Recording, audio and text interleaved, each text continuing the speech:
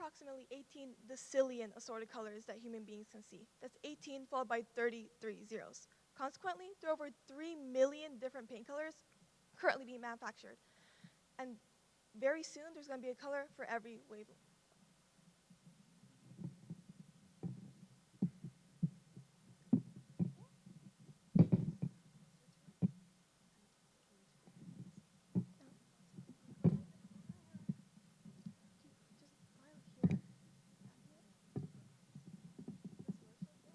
Short people don't have that problem.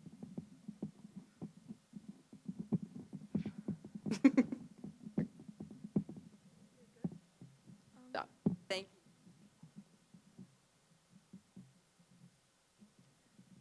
Do I start from the beginning?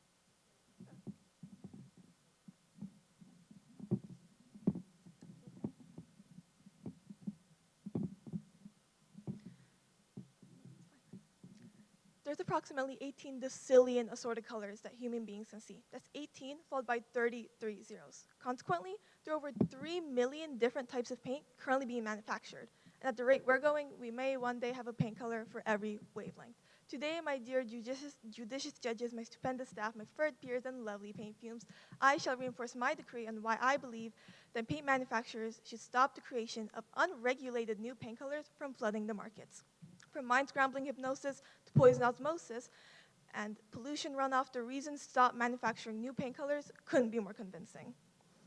Did you know that there's a reason for colorings of certain institutes? Psychiatrist offices are usually in light tones of greens, blues, and yellows for reasons beyond aesthetics. Our brains can unconsciously see meanings linked with certain colors that cause physical responses. Even without complex hues, the Journal of Experimental Psychology did a test that showed that people wearing red did 20% worse than those wearing different colors. Baker Miller pink, a type of bubblegum pink, was first researched for its astounding effects that not only helped calm you down, but reduced muscle strength and heart rate. Its first big debut was with a jail in Seattle that painted every single one of their cells this bright bubblegum pink. While initially the advertised trait showed, one point that was overlooked was that after the first 30 minutes, Baker Miller pink would regress its effects and cause unnecessary aggression, which caused casualties to boom, not only in the jails, but also in the schools, psychiatrist offices, and public spaces that this paint was painted in. Baker Miller pink was researched and tested in a controlled environment and still caused all these adverse effects. Do we truly believe that every run-of-the-mill paint manufacturer is going to extensively test every new color they pump out into the masses? I don't think so.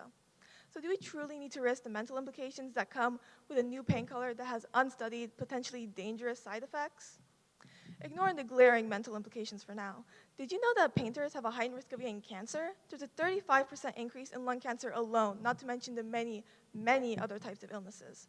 You'll hear horror stories of lead or cyanide being used in paint, but those instances aren't just left in the past. Many paint manufacturers today still use leads, zincs, cadmiums, and other heavy metals in their paints. While most paints for indoor use are safe, many wall paints and paints for personal use still include heavy metal toxins, and most would not be able to distinguish between the risks. While heavy metal paints tend to be more pricey, cheaper paints include new, heavily chemicalized dyes that give off fumes just as toxic. The term non-toxic can be extremely unregulated in certain areas and only pertain to an object's explicitly intended use. Hence the problem of paint being non-toxic while painting, but undecidedly so when being breathed in. New paint colors risk mixing these heavy metal toxins with new and improved chemicals that cause new toxins to emerge and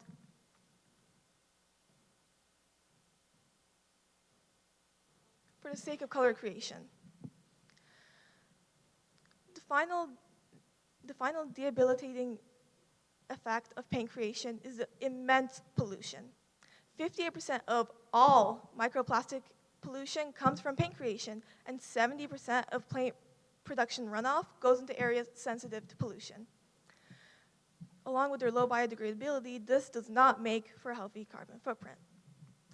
New paint variants force companies to make multiple, more complicated paint batches instead of simple colors that can be made in large, simple batches that could cause less harm.